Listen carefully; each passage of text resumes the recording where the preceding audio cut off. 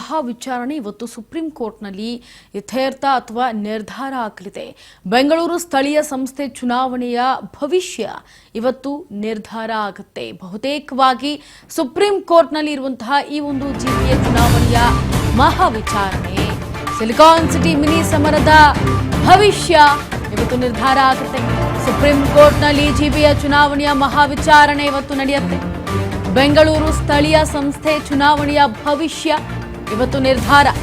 June 30ರ ಒಳಗೆ ಚುನಾವಣೆ ನಡೆಯುತ್ತಾ ಅಥವಾ ಮುಂದೂಡಲ್ಪಟ್ಟುತ್ತಾ?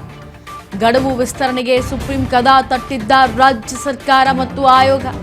ಸೆಪ್ಟೆಂಬರ್ 30ರವರೆಗೆ ಟೈಮ್ ಕೇಳಿದಂತಹ ಜಿಬಿಎ ಮುಖ್ಯ ಆಯುಕ್ತರು 2020ರ ಸೆಪ್ಟೆಂಬರ್ನಿಂದಲೇ ಬಾಕಿ ಇರೋ ಮಹಾ ಚುನಾವಣೆ.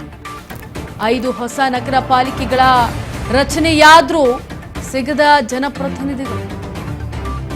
ನೋಡಿ, ಇವತ್ತು ಸಿಲಿಕಾನ್ ಸಿಟಿಯ ಮಿನಿ ಸಮರದ ಭವಿಷ್ಯ ಇವತ್ತು ನಿರ್ಧಾರ ಆಗುತ್ತೆ.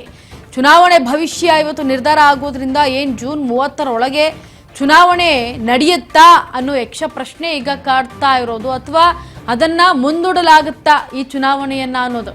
ಯಾಕಂದ್ರೆ ನ್ಯಾಯಾಧೀಶರಾದಂತಹ ಸೂರ್ಯಕಾಂತ್ ನೇತೃತ್ವದ ಪೀಠದ ಮೇಲೆ ಈಗ ಎಲ್ಲರ ಕಣ್ಣಿರುವಂಥದ್ದು. ಗಡುವು ವಿಸ್ತರಣೆಗೆ ಈಗ ಸುಪ್ರೀಂ ಕದ ತಟ್ಟಿದ್ದಂತಹ ರಾಜ್ಯ ಸರ್ಕಾರ ಮತ್ತು ಆಯೋಗ ಏನಿದೆ ಅದು ಸೆಪ್ಟೆಂಬರ್ 30ರವರೆಗೂ ಕೂಡ ಟೈಮ್ ಕೇಳಿತ್ತು. ಜಿಬಿಎ ಮುಖ್ಯ ಆಯುಕ್ತರು ಕೂಡ ಈಗ ರಾಷ್ಟ್ರೀಯ ಜನಗಣತಿ ಮತ್ತು ಮತದಾರರ ಪಟ್ಟಿ ಪರಿಷ್ಕರಣೆ ನೆಪವನ್ನ ಒಡ್ಡಿ ಜೂನ್ 14ರಿಂದ 24ರೊಳಗೆ ಚುನಾವಣೆ ಸಿದ್ಧತೆ ಅಂತ ಹೇಳಿತ್ತು ಆಯೋಗ. ರಾಜ್ಯ ಚುನಾವಣಾ ಆಯೋಗ ಮತ್ತು ಸರ್ಕಾರದ ದಿಢೀರಂತ ಬದಲಾವಣೆ ಮಾಡಿರೋದು ಒಂದ್ ಕಡೆ ಎಲ್ಲೋ ಜನರು ಆಕ್ರೋಶ ಕೂಡ ಹೊರ ಹಾಕ್ತಾ ಇದ್ದಾರೆ. ಇನ್ನು ಆತಂಕಕಾರಿ ವರದಿ ಅಂತಂದ್ರೆ ಇದ್ರ ಬೆನ್ನಲ್ಲೇ ಈಗ ಏನು ಈ ತರ ದಿಢೀರಂತ ಬದಲಾವಣೆ ಮಾಡಿದ್ರು ಸರ್ಕಾರ, ಇದರ ಬೆನ್ನಲ್ಲೇ ಹೈಕಮಾಂಡ್ ಸಭೆ 2020ರ ಸೆಪ್ಟೆಂಬರ್ನಿಂದಲೇ ಬಾಕಿ ಇರುವಂತ ಮಹಾ ಚುನಾವಣೆ ಈಗ ಆಲ್ರೆಡಿ 2020 ಸೆಪ್ಟೆಂಬರ್ನಿಂದನೂ ಕೂಡ ಬಾಕಿ ಇದೆ. ಹಾಗಾಗಿ 5 ಹೊಸ ನಗರ ಪಾಲಿಕೆಗಳನ್ನ ರಚನೆ ಮಾಡಿದ್ದಾರೆ. ಇದಕ್ಕೆ ಸಂಬಂಧಪಟ್ಟಂತೆ ಜನಪ್ರತಿನಿಧಿಗಳ ಆಡಳಿತ ಇನ್ನೂ ಸಿಗ್ತಾ ಇಲ್ಲ. ಇದ್ರ ಬಗ್ಗೆ ಹೆಚ್ಚಿನ ಮಾಹಿತಿಯನ್ನು ಕೊಡೋದಕ್ಕೆ ನಮ್ಮ ಪ್ರತಿನಿಧಿ ವಿನುತಾ ದೂರವಾಣಿ ಸಂಪರ್ಕದಲ್ಲಿ. ವಿನುತಾ, ಈಗ ಮುಂದೂಡ್ತಾರಾ ಅಥವಾ 30ರೊಳಗಡೆ ಚುನಾವಣೆ ಆಗುತ್ತಾ ಗೊತ್ತಿಲ್ಲ, ಆದ್ರೆ 5 ಹೊಸ ನಗರ ಪಾಲಿಕೆಗಳನ್ನ ರಚನೆ ಮಾಡಿದ್ದಾರೆ. ಈ ರಚನೆ ಮಾಡಿದ್ರು ಕೂಡ ಜನಪ್ರತಿನಿಧಿಗಳು ಸಿಗ್ತಾ ಇಲ್ವಾ, ಹೇಗೆ? ಮತ್ತೆ ಅವರನ್ನ ಸಂಪರ್ಕಕ್ಕೆ ತೆಗೆದುಕೊಳ್ಳುವಂತಹ ಕೆಲಸ ಮಾಡ್ತೇವೆ. ಸುಪ್ರೀಂ ನೀಡಲಿರುವಂತಹ ತೀರ್ಪಿನ ಮೇಲೆ ಜಿಬಿಎ ರಾಜಕೀಯ ಭವಿಷ್ಯ ಈಗ ನಿರ್ಧಾರ ಆಗುತ್ತೆ. ಯಾಕಂತಂದ್ರೆ 5 ಹೊಸ ನಗರ ಪಾಲಿಕೆಗಳೇನಿದಾವೆ ಅದನ್ನ ರಚನೆ ಮಾಡಿದ್ರು ಕೂಡ ಈಗ ಜನಪ್ರತಿನಿಧಿಗಳು ಸಿಗ್ತಾ ಇಲ್ಲ ಅಂತ ಆಡಳಿತ ಯಾವ ರೀತಿಯಾಗಿ ಮಾಡಕ್ಕಾಗತ್ತೆ ಅನ್ನೋದೇ ಈಗ ಪ್ರಶ್ನೆ ಕಾಡ್ತಾ ಇರೋದು. 5 ಪಾಲಿಕೆಗಳನ್ನ ಹೊಸದಾಗಿ ಮಾಡಿದ್ರು ಕೂಡ ಸಿಗ್ತಾ ಇಲ್ವ ಜನಪ್ರತಿನಿಧಿಗಳು ಅಂತ. ಹಾಗಾಗಿ 2020ರ ಸೆಪ್ಟೆಂಬರ್ನಿಂದಲೇ ಈ ಒಂದು ಮಹಾ ಚುನಾವಣೆ ಹಾಗೆ ಬಾಕಿ ಇದೆ, ಉಳ್ಕೊಂಡ್ಬಿಟ್ಟಿದೆ.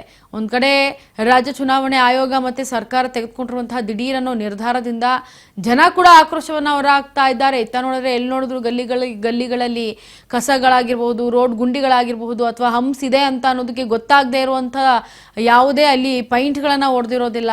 ಎಲ್ಲವೂ ಕೂಡ ಹಂಪ್ಸ್ ಇರೋದು ಕಾಣೋದಿಲ್ಲ.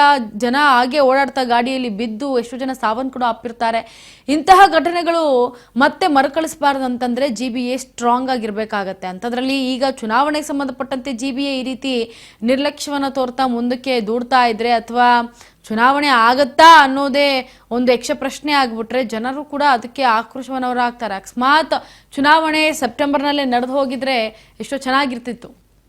ಇದ್ರ ಬಗ್ಗೆ ಹೆಚ್ಚಿನ ಮಾಹಿತಿಯನ್ನ ಕೊಡೋದಕ್ಕೆ ನಮ್ಮ ಪ್ರತಿನಿಧಿ ವಿನುತಾ ದೂರವಾಣಿ ಸಂಪರ್ಕದಲ್ಲಿ. ವಿನುತಾ, ಈಗ 2020ರ ಸೆಪ್ಟೆಂಬರ್ನಿಂದಲೂ ಕೂಡ ಈ ಒಂದು ಚುನಾವಣೆ ಅದೇ ರೀತಿ ಬಾಕಿ ಇದೆ. ಜೊತೆಗೆ 5 ಹೊಸ ಮಹಾನಗರ ಪಾಲಿಕೆಗಳನ್ನ ಮಾಡಿದ್ರೂ ಕೂಡ ಜನಪ್ರತಿನಿಧಿಗಳು ಸಿಗ್ತಾ ಇಲ್ಲ ಅಂತಂದ್ರೆ ಇದಕ್ಕೆ ಏನ್ ಅರ್ಥ ಅಂತಾರೆ? ಈಗ ಏನು ಸುಮಾರು 6 ವರ್ಷಗಳ ಬಳಿಕ ಇದೀಗ ಒಂದ್ ರೀತಿ ಗ್ರೇಟರ್ ಬೆಂಗಳೂರು ಪ್ರಾಧಿಕಾರಕ್ಕೆ ಸಂಬಂಧಪಟ್ಟಂತ ಚುನಾವಣೆ ಘೋಷಣೆ ಆಗಿತ್ತು. ಅಂದ್ರೆ ಮಾಡ್ಲೇಬೇಕು ಅನ್ನುವಂತಹ ಸುಪ್ರೀಂ ಕೋರ್ಟ್ ಆದೇಶವನ್ನ ನೀಡಿತು. ಆ ಒಂದು ನಿಟ್ಟಿನಲ್ಲಿ ಸಾರ್ವಜನಿಕರೆಲ್ಲರೂ ಕೂಡ ನಮ್ಗೆ ಒಬ್ಬ ಸೂಕ್ತವಾದ ಪ್ರತಿನಿಧಿ ಸಿಗ್ತಾರೆ, ನಮ್ಮ ಸಮಸ್ಯೆಗಳೆಲ್ಲವೂ ಕೂಡ ಪರಿಹಾರವಾಗುತ್ತೆ ಅನ್ನುವಂತ ಒಂದು ಭರವಸೆಯನ್ನು ಕೂಡ ಇಟ್ಟಿದ್ದಂಥದ್ದು. ಇನ್ನ ಒಂದು ಸುಮಾರು 6 ವರ್ಷಗಳಿಂದ ಏನು ನಡಿಬೇಕಾಗಿದ್ದಂತಹ ಗ್ರೇಟರ್ ಬೆಂಗಳೂರು ಪ್ರಾಧಿಕಾರದ ಚುನಾವಣಾ ಸಂಬಂಧ ಇದೀಗ ಸುಪ್ರೀಂ ಕೋರ್ಟ್ ಅಲ್ಲಿ ಮಹತ್ವದ ವಿಚಾರಣೆ ಇವತ್ತು ನಡೀತಾ ಇರುವಂತದ್ದು. ಇನ್ನು ರಾಜ್ಯ ರಾಜಕೀಯ ವಲಯದಲ್ಲಿ ಸಾಕಷ್ಟು ಕೂಡ ಚುನಾವಣೆಗಳು ನಡೆಯುತ್ತಾ ಅಥವಾ ಮುಂದಕ್ಕೆ ಹೋಗುತ್ತಾ ಅಥವಾ ಸುಪ್ರೀಂ ಕೋರ್ಟ್ ಹೇಳಿದಂತಹ ನಿಗದಿತ ಅವಧಿಯಲ್ಲಿಯೇ ಚುನಾವಣೆ ನಡೆಯುತ್ತಾ ಅನ್ನುವಂತಹ ಕುತೂಹಲ ಸಾಕಷ್ಟು ಮೂಡಿರುವಂತದ್ದು. ಯಾಕಂದ್ರೆ ಈ ಹಿಂದೆ ಸುಪ್ರೀಂ ಕೋರ್ಟ್ ಜೂನ್ 30 ಒಳಗಡೆನೆ ಜಿಬಿಎಗೆ ಸಂಬಂಧಪಟ್ಟಂತಹ ಚುನಾವಣೆಯನ್ನ ನಡೆಸಬೇಕು ಅನ್ನುವಂತಹ ಒಂದು ನಿರ್ದೇಶನವನ್ನ ರಾಜ್ಯ ಚುನಾವಣಾ ಆಯೋಗಕ್ಕೆ ಕೊಟ್ಟಿರ್ತಕ್ಕಂಥದ್ದು.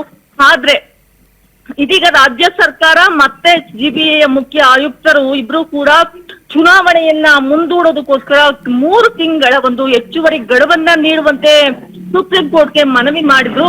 ಆ ಒಂದು ಹಿನ್ನೆಲೆಯಲ್ಲಿ ಈ ಒಂದು ಪ್ರಕರಣಕ್ಕೆ ಸಂಬಂಧಪಟ್ಟಂತೆ ಇದೀಗ ಇವತ್ತು ಸುಪ್ರೀಂ ಕೋರ್ಟ್ ನಲ್ಲಿ ಒಂದು ವಿಚಾರಣೆ ನಡೀತಾ ಇರುವುದು. ರಾಜ್ಯದಲ್ಲಿ ಒಂದು ಎಸ್ಐಆರ್ ಮತದಾರರ ಪಟ್ಟಿ ಪರಿಷ್ಕರಣೆ ಕಾರ್ಯ ಕೂಡ ನಡೀತಾ ಇದೆ. ಜೊತೆಗೆ ಸಿಬ್ಬಂದಿಗಳ ಕೊರತೆ ಇದೆ ಎನ್ನುವಂತ ಒಂದು ಹೇಳಿಕೆಯನ್ನ ರಾಜ್ಯ ಚುನಾವಣಾ ಆಯೋಗ ಅಫಿಡವಿಟ್ ನಲ್ಲಿ ಉಲ್ಲೇಖವನ್ನು ಕೂಡ ಮಾಡಿತ್ತು.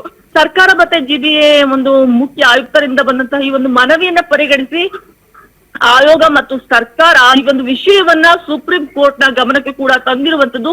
ಇದಕ್ಕೆ ಸಂಬಂಧಪಟ್ಟಂತಹ ಈ ಒಂದು ಅರ್ಜಿಯ ವಿಚಾರಣೆಯನ್ನ ಇವತ್ತು ನ್ಯಾಯಮೂರ್ತಿಗಳಾಗಿರುವಂತಹ ಸೂರ್ಯಕಾಂತ್ ಮತ್ತು ಜೈಮಾಲಾ ಬಂಚಿ ಅವರ ಪೀಠದಲ್ಲಿ ವಿಚಾರಣೆ ನಡೆಯುವಂತಹ ಸಾಧ್ಯತೆ ಇವತ್ತು ಇರುವಂತದ್ದು. ಇನ್ನೊಂದೆಡೆ ಏನು ಗ್ರೇಟರ್ ಬೆಂಗಳೂರು ಪ್ರದೇಶದಲ್ಲಿ ನಮ್ಮ 5 ಹೊಸ ನಗರ ಪಾಲಿಕೆಗಳನ್ನು ಕೂಡ ರಚಿಸಿದ್ದಂತಹ ನಮ್ಮದೇ ರಾಜ್ಯ ಸರ್ಕಾರ ಕಳೆದ ಜುಲೈ 19 ಪಾಲಿಕೆಯನ್ನು ಕೂಡ ವಿಭಜನೆ ಮಾಡುವಂತೆ ಆದೇಶವನ್ನು ಕೂಡ ಹೊರಡಿಸಿತು. ಆದ್ರೆ ಬಿಬಿಎಂಪಿಯ ಸದಸ್ಯರ ಅಧಿಕಾರ ಅವಧಿ ಆಗಿರ್ಬೋದು ಇದನ್ನ 2020 ಸೆಪ್ಟೆಂಬರ್ 10 ಕೂಡ ಪೂರ್ಣಗೊಂಡಿದ್ರು ಕೂಡ ಇದುವರೆಗೂ ಕೂಡ ಯಾವುದೇ ರೀತಿಯ ಚುನಾವಣೆ ನಡೆದಿಲ್ಲ ಅನ್ನೋದು ಇಲ್ಲಿ ನಿಜಕ್ಕೂ ಒಂದ್ ರೀತಿ ಶೋಚನೀಯ ಅಂತಾನೆ ಹೇಳ್ಬೋದು.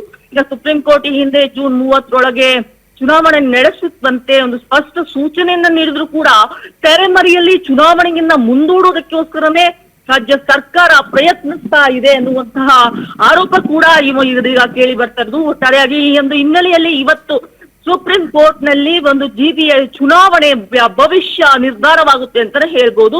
ಒಂದು ವೇಳೆ ಚುನಾವಣೆಯ ಭವಿಷ್ಯ ಇವತ್ತು ನಿರ್ಧಾರವಾದ್ರೆ ಅಂದ್ರೆ ಇದೇ ಏನು ಸುಪ್ರೀಂ ಕೋರ್ಟ್ 30 ಚುನಾವಣೆಯನ್ನ ಮಾಡ್ಬೇಕು ಅಂತ ಹೇಳಿದ್ದೆ ಆದ್ರೆ ಚುನಾವಣಾ ವೇಳಾಪಟ್ಟಿಯಲ್ಲಿ ಯಥಾಸ್ಥಿತಿ ಏನು ಈ ಹಿಂದೆ ಚುನಾವಣಾ ವೇಳಾಪಟ್ಟಿಯನ್ನ ಬಿಡುಗಡೆ ಮಾಡಿತ್ತು ಅದರ ಪ್ರಕಾರವೇ ಯಥಾಸ್ಥಿತಿ ಚುನಾವಣೆಯ ಪ್ರಕ್ರಿಯೆಗಳು ಮುಂದುವರಿಯುವಂಥದ್ದು.